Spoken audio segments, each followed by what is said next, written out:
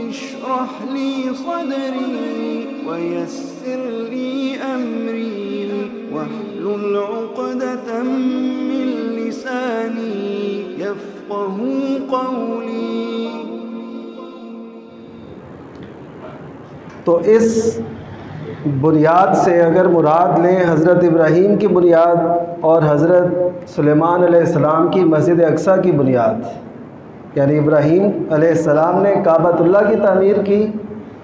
اور سلیمان علیہ السلام نے مسجد اقصیٰ کی تعمیر کی، اگر یہ تعمیریں مراد لیں تو ان کے درمیان 40 سال کا فاصلہ نہیں ہے، ان کے درمیان تو سینکڑوں سالوں کا فاصلہ ہے، کیونکہ ایک لمبا عرصہ گزرا، پھر حضرت داؤد علیہ السلام آئے، پھر ان کے بعد سیدنا سلیمان علیہ السلام ہیں۔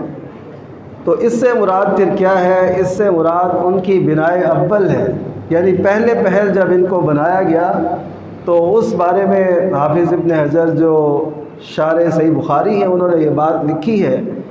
کہ یہ جو نبی کریم صلی اللہ علیہ وسلم نے فرمایا اس سے مراد ہے کہ جب فرشتوں نے ان دونوں کی بنیادیں رکھی،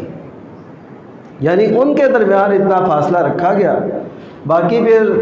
انبیاء کرام علیہ السلام اپنے اپنے وقت میں اور ان کی طرف رخ کرتے رہے، اور پہلے بیت المقدس کو بنایا گیا قبلہ اس لیے کہ اس وقت کے سارے انبیاء جو تھے حضرت ابراہیم علیہ السلام کے بعد اور خود آپ علیہ السلام بھی، یہ سارے کے سارے انبیاء جو ہیں اسی فلسطین اور شام بیت المقدس اس کے آس پاس مبعوث ہوتے رہے۔ تو اس وجہ سے بارکنا حولہ بھی اللہ تعالیٰ نے قرآن مجید میں فرمایا کہ ہم نے اس کے آس پاس برکت رکھی ہے، تو آس پاس رکھی ہے تو اس جگہ کو بھی اللہ تعالیٰ نے بڑا بابرکت بنایا ہے، جس میں انبیاء کرام علیہ السلام مبعوث ہوتے رہے اور مسلمانوں کا قبلہ اول بنا۔ پھر یہ مسجد اقصیٰ جو ہے جسے بیت المقدس بھی کہتے ہیں، اس پورے کمپاؤنڈ کو، وہ پورا جو ایریا ہے جس کے اندر ایک قبہ صخرہ ہے اور جس کے اندر مسجد اقصیٰ کا وہ سرمئی کلر کا جو ہے گرے کلر کا ایک گنبد ہے، وہ مسجد اقصیٰ، یہ پورا علاقہ بھی مسجد اقصیٰ کہلاتا ہے، اور اس کے اندر اور بھی کئی ایسی اہم باتیں ہیں۔ تو اس مسجد اقصیٰ کی فضیلت کو نبی کریم صلی اللہ علیہ وسلم نے بیان کیا، واضح کیا۔ آپ اس بات سے اندازہ کیجئے کہ نبی کریم صلی اللہ علیہ وسلم کی مبارک زندگی کا اہم ترین سفر وہ تھا معراج کا سفر، جو ایک معجزہ تھا، تو اس میں بھی اللہ تعالیٰ نے دیکھیے مسجد حرام سے مسجد اقصیٰ تک کا سفر کروایا پہلے، یعنی بتایا یہ گیا ہے، حالانکہ وہاں سے سیدھے بھی آسمان کی طرف جا سکتے تھے، کیونکہ اصل تو لِنُرِيَهُ مِنْ آیَاتِنَا، تاکہ ہم اپنی نشانیاں دکھائیں اپنے محبوب صلی اللہ علیہ وسلم کو، اللہ نے یہ مقصد بیان کیا۔ لیکن مسجد اقصیٰ تک آپ کا جانا یہ اس بات کی دلیل ہے کہ اس امت کے ہاں مسجد اقصیٰ کی اہمیت باقی رہے گی، تابندہ رہے گی، شاد رہے گی، آباد رہے گی۔ تو اس حوالے سے جب ہم دیکھتے ہیں کہ نبی کریم صلی اللہ علیہ وسلم نے پھر بیت المقدس کی جگہ، یعنی یہ جو القدس ہے، اس کی جگہ کعبۃ اللہ کو اہمیت کیوں دی؟ یعنی آپ چاہتے تھے کہ ہمارا قبلہ تبدیل ہو، اور نبی کریم صلی اللہ علیہ وسلم اپنی مبارک نگاہیں آسمان کی طرف اٹھایا کرتے تھے، جس کو اللہ تعالیٰ نے فرمایا کہ قد نرا تقلب وجهک فی السماء، کہ آسمان کی طرف آپ کی نگاہوں کا اٹھنا ہم دیکھ رہے ہیں، فَلَنُوَلِّيَنَّكَ قِبْلَةً تَرْضَىٰ، کہ جس قبلے کو آپ پسند کرتے ہیں ہم اس کی طرف آپ کا رخ پھیر دیں گے۔ لیکن اس کے پیچھے بات کیا ہے؟ بات صرف اور صرف یہ تھی،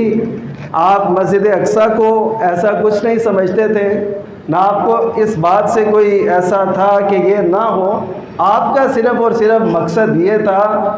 کہ جس طرح امت محمد علیہ صاحبہ الصلاۃ والسلام تمام امتوں سے علیحدہ ہے، جیسے اس کی تہذیب علیحدہ ہے، جیسے اس کے عقائد علیحدہ ہیں، جیسے اس کے اعمال علیحدہ ہیں، اسی طرح اس کا قبلہ بھی وہ نہیں ہونا چاہیے جو یہود و نصارہ کا قبلہ ہے۔ یہ صرف ایک مقصد تھا۔ تو جب ایک مسلمان اس نگاہ سے اس مقصد کو سمجھ لیتا ہے تو وہ خود جان لیتا ہے کہ نبی کریم صلی اللہ علیہ وسلم اخلاق کے کیسے درجے پر فائز تھے، لیکن جب آتی تھی اپنی قوم کی امتیازی حیثیت کی اور اس کے ممتاز مقام کی، تو آپ یہ چاہتے تھے کہ قبلہ بھی وہ نہ ہو، ہمارا قبلہ علیحدہ ہونا چاہیے۔ اس میں یقین کیجئے نہ نبی کریم صلی اللہ علیہ وسلم کے دل میں یہ بات تھی کہ یہ چونکہ میرے دادا حضرت ابراہیم نے بنایا اس وجہ سے، کیونکہ اگر دیکھا جائے تو حضرت سلیمان کے جو دادا ہیں بڑے ہیں وہ بھی تو حضرت ابراہیم علیہ السلام ہی ہیں، کیونکہ ابراہیم علیہ السلام کے بعد بنی اسرائیل میں یا آپ کے بعد جتنے بھی پیغمبر آئے اور یعقوب علیہ السلام کی نسل سے وہ سارے کے سارے عیسیٰ علیہ السلام کے علاوہ، کیونکہ ان کو تو اللہ تعالیٰ نے بغیر باپ کے پیدا کیا، ان کے علاوہ جتنے بھی پیغمبر آئے وہ سیدنا ابراہیم علیہ السلام کی اولاد ہی سے ہیں۔ تو اس میں کوئی ایسی بات نہیں تھی، کیونکہ ابراہیم علیہ السلام نے جو میرے جد ہیں، جو میرے جد اعلیٰ ہیں، انہوں نے یہ بنایا اس وجہ سے میں چاہتا ہوں، ایسی بات نہیں تھی۔ آپ یہ چاہتے تھے کہ ہماری تہذیب، ہماری ثقافت، ہمارا سب کچھ دیگر اقوام سے مل گھل نہ جائے، ہم علیحدہ رہیں۔ آپ اس بات سے کتنی حیرانی محسوس کریں گے کہ نبی کریم صلی اللہ علیہ وسلم نے صرف عقائد میں نہیں، صرف عبادات میں نہیں، ان کی تہذیب میں بھی ان کی مخالفت کا ہمیں حکم دیا۔ یہ جو داڑھی کو رنگنے کا حکم دیا نبی کریم صلی اللہ علیہ وسلم نے، وہ اس لیے فرمایا آپ نے کہ ان الیہود والنصارى لا یصبغون، کہ یہود و نصارہ اپنی داڑھیوں کو نہیں رنگتے، تم رنگا کرو۔ یعنی عبادات میں بھی تہذیب و ثقافت کی بات کرتے ہیں تو آقا نامدار محمد الرسول اللہ صلی اللہ علیہ وسلم نے یہ فرمایا طہروا افنیتکم، کہ اپنے صحنوں کو صاف رکھا کرو، اپنے گھر کے صحنوں کو صاف رکھا کرو۔ کیوں کہ فَإِنَّ الْيَهُودَ لَا تُطَهِّرُ أَفْنِيَتَكُمْ، کہ یہود اپنے صحنوں کو صاف نہیں رکھتے۔ اب مجھے بتائیے کہ دین ہمارا صرف وہ عبادات کے ساتھ نہیں ہے، اس میں تہذیب بھی آتی ہے، ثقافت بھی، رہن سہن بھی، لباس پوشاک بھی، وہ سب کچھ، تو ہمارا کچھ بھی دیگر اقوام کے ساتھ وہ مشابہ نہیں ہونا چاہیے۔ نبی کریم صلی اللہ علیہ وسلم کی یہ آرزو تھی، اور اسی بیس پر نبی کریم صلی اللہ علیہ وسلم نے قبلے کو تبدیل کرنے کی آرزو رکھی، اور اسی بنیاد پر اللہ تعالیٰ نے وہ قبلہ تبدیل کیا، اور یہ اللہ تعالیٰ کا فیصلہ تھا، لیکن شوق اللہ تعالیٰ نے نبی کریم صلی اللہ علیہ وسلم کے دل میں ڈالا، کیونکہ سابقہ کتابوں کے اندر بھی موجود تھا کہ آخری پیغمبر کا جو قبلہ ہوگا وہ بیت اللہ ہوگا۔ اچھا، اب یہ بات دیکھتے ہیں، ایک بات آپ نے جان لی کہ مسجد اقصیٰ اور مسجد حرام کے ساتھ ایک گہرا تعلق، اور اس امت کا اس سے تعلق جوڑنا، پھر سیدنا عمر رضی اللہ تعالیٰ عنہ کے دور میں اس القدس کی چابیاں وہ حضرت عمر کے حوالے کیا جانا، اور اس پادری کا وہ سب کچھ آپ کی علامات کو دیکھنا جو وہاں کا محافظ اور نگران تھا، یہ باتیں ساری تاریخ کے اندر موجود ہیں۔ لیکن نبی کریم صلی اللہ علیہ وسلم نے اس امت کے لیے ایک پیشگوئی فرمائی، وہ بھی صحیح روایت ہے کہ آپ صلی اللہ علیہ وسلم نے فرمایا کہ قریب ہے کہ تم میں سے، یعنی مسلمانوں میں سے کسی ایک کے ہاں اتنی جگہ ہو جو گھوڑے کو باندھنے کی رسی کی جگہ ہوتی ہے، یعنی چند گز کہہ لیں، اتنی سی جگہ ہو اس کے پاس، جہاں سے وہ القدس کو دیکھ سکے، مسجد اقصیٰ کو دیکھ سکے۔ تو آپ نے فرمایا خیر لہ من الدنیا وما فیہا، تو اس کے لیے دنیا اور اس کی جتنی نعمتیں اس سے زیادہ وہ پسندیدہ ہوگی۔ یہ نبی کریم صلی اللہ علیہ وسلم پیشگوئی فرما رہے تھے، اور اس کے مناظر آج دیکھنے، پڑھنے، سننے میں آ رہے ہیں کہ آپ دیکھیے کہ یہودیوں نے جب یہاں آ کے اپنی آبادی قائم کی، اور اس کا ایک لمبا پروسیس ہے، اب میں تھوڑے سے وقت کے اندر وہ ساری ڈیٹیل آپ کے سامنے کیسے رکھوں، بہرحال اتنا آپ سمجھ لیجئے کہ یہود جو تھے ان کو جہاں میں کہیں امان نہیں مل رہی تھی، یہود کو جہاں میں کہیں امان نہیں مل رہی تھی، ان کے کریکٹر، کردار، ان کی سوچ، شر پسندی، فساد کی وجہ سے۔ تو پھر جو برطانیہ کے اس وقت کا پریزیڈنٹ تھا، اس نے وہ کہا، اور یہ سیکرٹری خارجہ اس کے نام کے ساتھ بلفور تھا، اعلان بلفور ہوا 1917 میں، اس میں یہ کہا گیا کہ ہم یہودیوں کو یہاں پہ بسائیں گے۔ یہ انگریزوں کا یہودیوں پر ایک احسان تھا جو انہوں نے ایسے کیا کہ ہم فلسطین کے اندر یہود کو آباد کریں گے۔ اس کے لیے پھر انہوں نے کیا کیا اور کیا سے کیا، سب سے پہلے انہوں نے خلافت عثمانیہ کو جو ہے سبوتاژ کیا، اس کو ختم کیا، اور اس طرح کر کے انہوں نے وہاں پہ لا بسانے کی کوشش کی۔ لمبی کہانی اور یہ چلتی رہی۔ پھر 1948 تک یہودی جو ہیں وہاں پہ تقریباً 6% تھے، 6% یہودی، یعنی یہ سارا اہتمام کرنے کے باوجود پوری آبادی جو فلسطین کے اندر تھی اس میں 90% مسلمان تھے اور باقی 10% دیگر اقوام تھی، ان میں یہودی بھی تھے۔ تو پھر یہ اقوام متحدہ کے فیصلوں سے، اس کے دخل اندازی سے پھر یہ ہوتا رہا کہ ان کا جو ہے علاقہ وہ بڑھتا چلا گیا، 78% پہ وہ قابض ہو گئے۔ عالمی سامراجی طاقتوں کا جو اس میں کردار ہے وہ سب پہ عیاں ہے۔ وہ کیوں کرتے ہیں؟ جیسے انگریز نے یہودیوں کو یہاں پہ لا بسایا اور مسلمانوں کو جس طریقے سے انہوں نے یہاں سے جلا وطن کیا، ان پہ عرصہ حیات تنگ کیا، اور یہاں کے رہنے والے مسلمانوں پر مقدمات بنائے، ان سے کوئی اگر زراعت کا آلہ ایک دانتری بھی ان سے نکل آتی تھی تو اس کے خلاف مقدمہ ہو جاتا تھا کہ اس کے پاس اسلحہ موجود ہے جس سے وہ ہمیں نقصان پہنچا سکتا ہے۔ اس قدر تحفظ اور اس قدر یعنی نگرانی کے اندر وہ اپنی اس ریاست جو نوزائیدہ اور مقبوضہ ریاست تھی، اس کو لے کے عالمی طاقتیں چلتی رہیں اور اب تک وہ اس کا ساتھ دے رہی ہیں۔ اس کے پیچھے کیا بات ہے؟ اس کے پیچھے ایک بات ہے، وہ یہ کہ ساری دنیا کے مفادات جو ہیں وہ ریزرو کرنسی کے ساتھ منسلک کیے گئے ہیں، یعنی دنیا میں کہیں بھی کوئی ملک ڈیفالٹ ہوتا ہے تو اس کی کچھ حیثیت نہیں ہے، لیکن ڈالر کی وجہ سے ڈالر اگر ڈیفالٹ ہوگا، یعنی امریکہ ڈیفالٹ ہوتا ہے تو پھر بھی اس کو فرق نہیں پڑے گا کیونکہ وہ ریزرو کرنسی ہے۔ تو اس کے پیچھے جو یہودی سوچ ہے وہ IMF ہے، جو دنیا بھر سے قرضے لے کے اور قرضے دے کے اپنا وہ سسٹم ایک چلاتا ہے، اور اس کا پورا کنٹرول یہودیوں کے پاس ہے۔ آج جو بحری بیڑے امریکہ سے چل کے اسرائیل کے تحفظ کے لیے آتے ہیں، وہ ان کی مذہبی نظریاتی ہم آہنگی نہیں ہے، وہ صرف اور صرف اپنے دنیاوی مفادات ہے۔ اس لیے میں کہا کرتا ہوں، آج اگر امت مسلمہ اپنے علاقوں سے یہودی مصنوعات کا بائیکاٹ کر دے، وہ عرب ممالک ہو، ایشیائی ممالک ہو، دنیا میں رہنے والا کوئی بھی مسلمان ہو، وہ یہودی مصنوعات کا بائیکاٹ کر دے، یقین کیجیے آپ کوئی جنگ نہ کرے،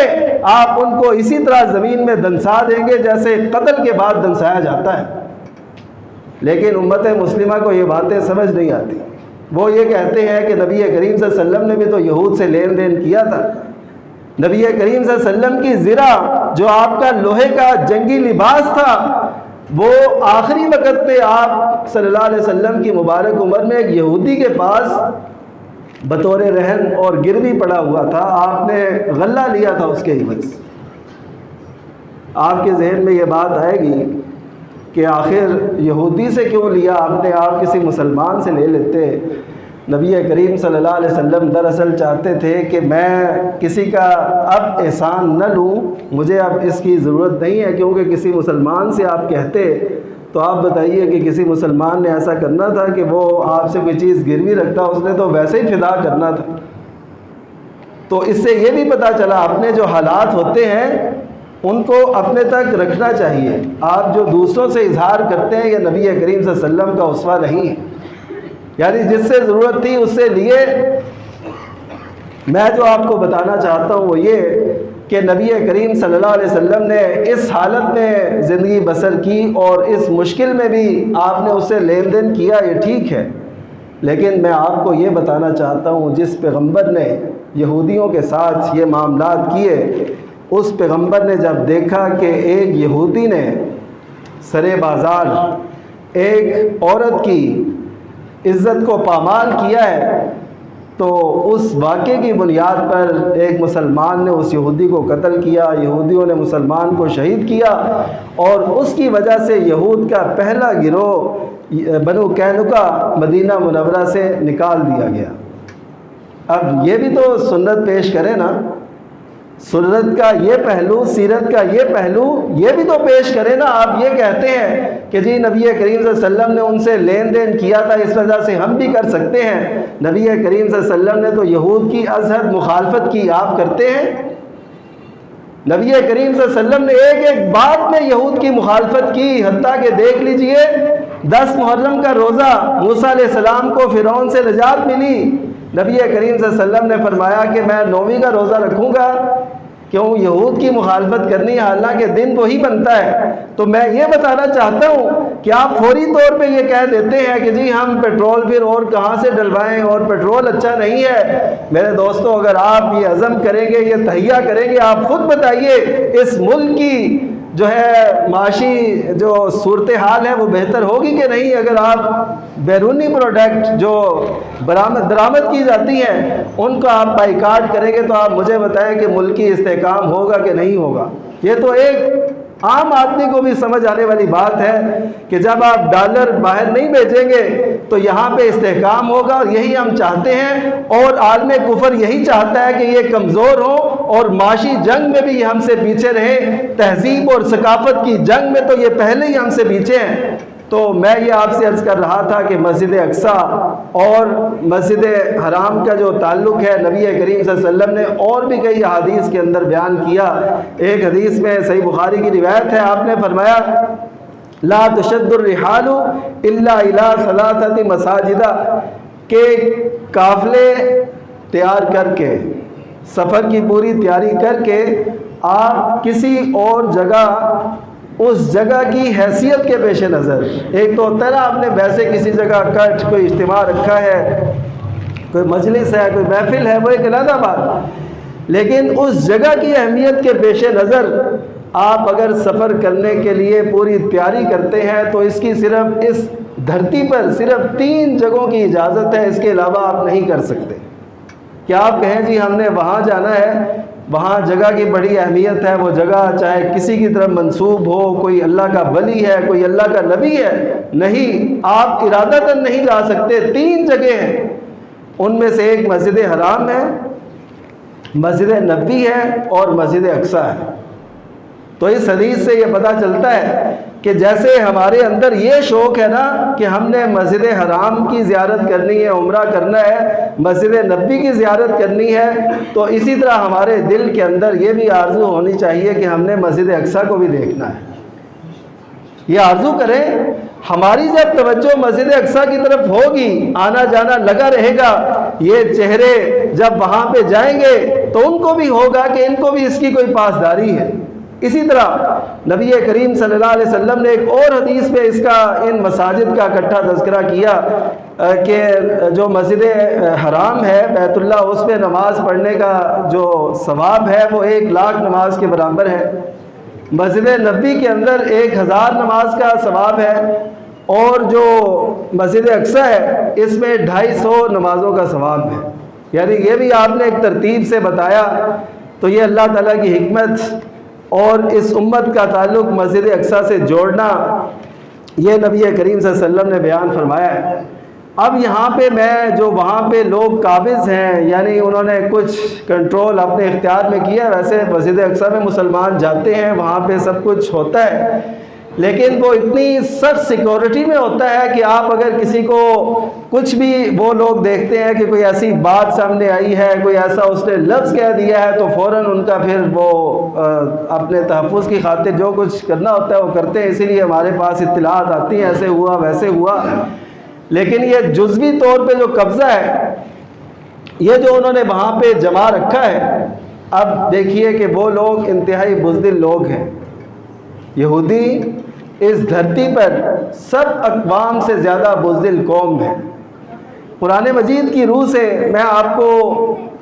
2-3 پیش گوئیاں بتاتا ہوں، اور وہ آج بالکل صادق آ رہی ہیں ان کی صورتحال پر، جس سے قرآن مجید کی معجزانہ حیثیت ہمارے سامنے واضح ہوتی۔ وہ کیا ہے؟ ایک تو اللہ تعالیٰ نے فرمایا کہ ضربت علیہم الذلۃ اینما ثقفوا الا بحبل من اللہ وحبل من الناس، کہ ان پہ ذلت چمٹا دی گئی ہے، ان کے ساتھ جڑی ہوئی ہے ذلت۔ اینما ثقفوا، یہ جہاں بھی پائے جائیں گے دھرتی پر، کسی بھی وقت میں، کسی بھی عہد پہ، قرآن مجید کے اس پیش گوئی کے بعد جہاں بھی یہودی پائے جائیں گے ذلت ان کے ساتھ ساتھ جڑی ہوئی ہے، وہ ان سے علیحدہ نہیں ہو سکتی۔ الا بحبل من اللہ وحبل من الناس، اس کی ایک ہی صورت ہے، یا تو وہ اسلامی ریاستوں، الا بحبل من اللہ سے مراد ہے اسلامی ممالک، یا تو ان کے تحت وہ رہیں گے، ان کی پناہ میں رہیں گے، یا پھر جو مسلمان ممالک کے علاوہ کفار کے ممالک ہیں ان کی پناہ میں رہیں گے۔ تو آج دیکھ لیجئے کتنے سال بیت گئے، کتنے سو سال اس پیش گوئی کو، اور یہ پیش گوئی پوری ہو رہی ہے۔ یہود اپنی بقا کو نہیں قائم رکھ سکتے جب تک دیگر اقوام کو اپنے ساتھ نہ ملائیں، کسی کو ڈرا کے، کسی کو دھمکا کے، کسی کو معاشی سپورٹ کر کے، کسی کو کس طریقے سے جو قوم ایسے چل رہی ہو اس کی اپنی عزت اور حیثیت دنیا جانتی ہے۔ ہٹلر نے اسی لیے تو ختم کیا تھا ان کو کہ میں اس لیے انہیں ختم کر کے تھوڑے سے یہودیوں کو باقی چھوڑ رہا ہوں تاکہ تمہیں پتہ چل سکے کہ یہ کیسی قوم تھی جسے ہٹلر نے قتل کیا تھا۔ اور اسی کے متعلق ہولوکاسٹ، آج یورپ میں یہ بات نہیں کی جا سکتی کہ یہ اجتماعی قتل جو یہود کا ہوا تھا اس پہ ہم نے بات نہیں کرنی، کیونکہ اس سے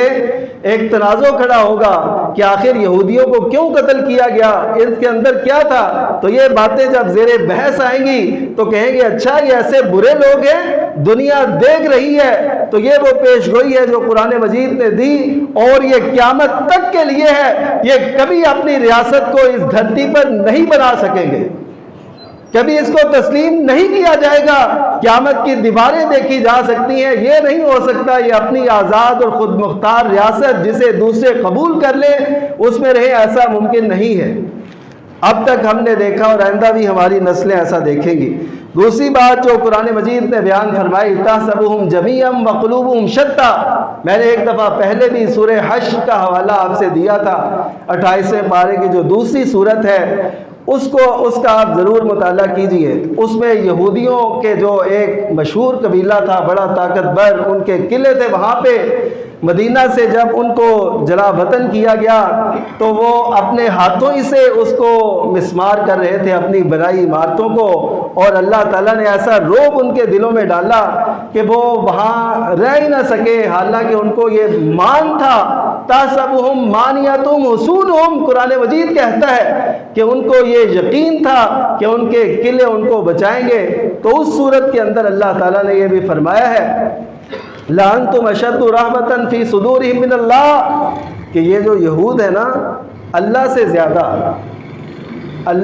زیادہ اے مسلمانوں تم سے ڈرتے ہیں، اللہ سے زیادہ تم سے ڈرتے ہیں مسلمانوں۔ یہ اللہ تعالیٰ نے قرآن مجید میں یہ مسلمانوں کو پیش گوئی فرمائی ہے اور ان کے بارے میں بتایا کہ تمہاری جو ہیبت ہے ان پر رہے گی، اور یہ ہیبت آج تک بھی ہے، اس کے بعد بھی رہے گی اگر مسلمان واقعی مسلمان بن جائے اور وہ اپنی جو نظریات ہیں، اپنے جو افکار ہیں، اپنی تعلیمات سے وابستہ ہو جائیں۔ تو ایسا یقیناً ہے کہ اللہ تعالیٰ نے مسلمان کو ایک روب دیا اور وہ اس سے خوف محسوس کرتے ہیں۔ اسی وجہ سے دیکھ لے دنیا بھر کی طاقتوں کو وہ ساتھ ملا لیتے ہیں لیکن مسلمانوں کے وہ خلاف ہوتے ہیں۔ کیوں؟ قرآن مجید نے یہ بھی پیش گوئی دی لَتَجِدَنَّ النَّاسَ، کہ آپ لوگوں میں سے زیادہ سب سے اگر مسلمانوں کی عداوت میں پائیں گے تو وہ یہود ہیں۔ یہ بھی پیش گوئی قرآن مجید کی بالکل پوری ہو رہی ہے۔ باقی عیسائیوں سے ان کے اختلاف پھر قرآن مجید یہاں پہ کہتا ہے وَتَحْسَبُهُمْ جَمِيعًا وَقُلُوبُهُمْ شَتَّى، آپ ان کو ایک سمجھتے ہیں۔ اس سے پہلے میں بھی نہیں جانتا تھا، میں نے پھر تحقیق کی، عموماً یہ پتہ چلتا ہے کہ یہود ایک ہیں، لیکن یہودیوں کے اندر بہت سا اختلاف ہے، یہودوں کے فرقے ہیں، یعنی ان فرقوں کی پیش گوئی تو حدیث میں موجود ہے، لیکن آج کل کی صورتحال میں ہمیں لگتا ہے کہ یہود ایک ہیں، لیکن قرآن مجید کہتا ہے تَحْسَبُهُمْ جَمِيعًا وَقُلُوبُهُمْ شَتَّى، آپ ان کو ایک سمجھتے ہیں لیکن ان کے دل جدا جدا ہیں۔ یہ کب پتہ چلا؟ جب ان میں تحقیق کی گئی، ان میں ایک اشک نازی ہے، ایک فرقہ، وہ اپنے آپ کو براڈ مائنڈڈ لبرل، جیسے ہمارے ہاں ہوتے ہیں مسلمانوں میں کوئی لبرل ہوتے ہیں، کوئی قدامت پسند ہوتے ہیں، اور دوسرے زہراوی قسم کے یہودی ہیں جو اپنے آپ کو قدامت پسند کہتے ہیں۔ پھر یہ جو حملہ ہوا اس کے خلاف بھی خود اسرائیل کے اندر یہودیوں نے مخالفت کی کہ یہ جو تم کر رہے ہو یہ نہیں بنتا۔ ان کے ربیوں نے یہ کہا کہ تمہاری یہ ریاست ناجائز ہے، یعنی ان کے اندر اختلافات ایسے موجود ہیں۔ قرآن مجید کی یہ سچائی ہمیں بتاتی ہے، تحسبہم جمیعا وقلوبہم شتیٰ، تم ان کو ایک سمجھتے ہو لیکن ان کے دل جدا جدا ہیں۔ ان دلوں کو پڑھنے والی ذات نے 1400 سال پہلے یہ کہا تھا، اور آج بھی صداقت کو دنیا کی کوئی طاقت چیلنج نہیں کر سکتی۔ یہ ہے قرآن مجید کے وہ حقائق جو ہمیں قرآن مجید بتاتا ہے، لیکن اس کے لیے ہمیں قرآن مجید سے رہنمائی لے کے اپنے قبلے کو درست کرنا، اپنی سمت کو درست کرنا، اور اپنے افکار، نظریات، خیالات اور اپنے تہذیب اور ثقافت کو اس کی روشنی میں لے کے چلنا۔ اگر ہم ایسے کرنے کی ٹھان لیں، اور خصوصاً جو ہم نہیں کر سکتے کہ ہم ان کے ساتھ جا کے لڑ نہیں سکتے، وہ ابھی حالات نہیں ہیں، تو آپ کیا کر سکتے ہیں؟ آپ اہل فلسطین کے لیے، ان مسلمانوں کے لیے جو اپنی بہت بڑی بڑی آفروں کو ٹھکرا کر، آپ یقین کیجئے یہودی وہاں کے مسلمانوں کو اتنی بڑی آفر دیتے ہیں کہ آپ منہ مانگی قیمت لے لیں، یہ ایک ٹکڑا ہمیں دے دیں۔ وہ کہتے ہیں کہ نہیں، ہم نے نہیں دینا، ہم نے نہیں بیچنا۔ وہ وہاں پہ رہتے ہیں، ان کے کاروبار ٹھپ ہیں، ان کی دکانیں بند ہیں۔ یہودی کہتے ہیں یار یہ بند پڑی ہے، تم ہم سے پیسے لے لو، جتنے چاہتے ہو یہ ہمیں دے دو۔ وہ کہتے ہیں نہیں، یہ نہیں ہو سکتا کہ ہم اس القدس کے قریب اپنی زمین کو بیچ کے کہیں منتقل ہو جائیں۔ ان کی نسلیں تباہ ہیں اور سب کچھ ایسا داؤ پر لگا ہے، لیکن وہ نہیں کر رہے، تو ہمارا حق کم از کم اتنا تو بنتا ہے ہم یہودی پروڈکٹ کا بائیکاٹ کریں، جن سے ان کو معاشی استحکام ملتا ہے۔ اور وہ گولی جو مسلمانوں کے خلاف چلتی ہے، وہ اسلحہ جو مسلمانوں کے خلاف جلایا جاتا ہے، ہو سکتا ہے اس میں آپ کی اس پائی کا بھی کچھ حصہ ہو جو آپ میکڈونلڈ اور دیگر، میں نام نہیں لینا چاہتا تھا، بہرحال یہ ہے کہ جو بھی پروڈکٹ ہیں یہودی کی، آپ مجھ سے زیادہ جانتے ہیں، ان کا بائیکاٹ کیجئے۔ چلیں، آپ کا یہ کردار ہوگا اسرائیل کو کمزور کرنے کے لیے، جو مقبوضہ اسرائیل ہے، اور اس کو ہمیشہ مقبوضہ اسرائیل کہا کریں، اسرائیل نہ کہا کریں۔ اللہ تعالیٰ ہمیں وہ دن دکھائے جب یہود کو ایسے ہی ہم تہ تیگ کر رہے ہوں جیسے حدیث کے اندر بیان ہوا ہے۔ وآخر دعوانا الحمدللہ رب العالمین۔ اشرح لي صدري ويسر لي أمري واحلل عقدة من لساني يفقه قولي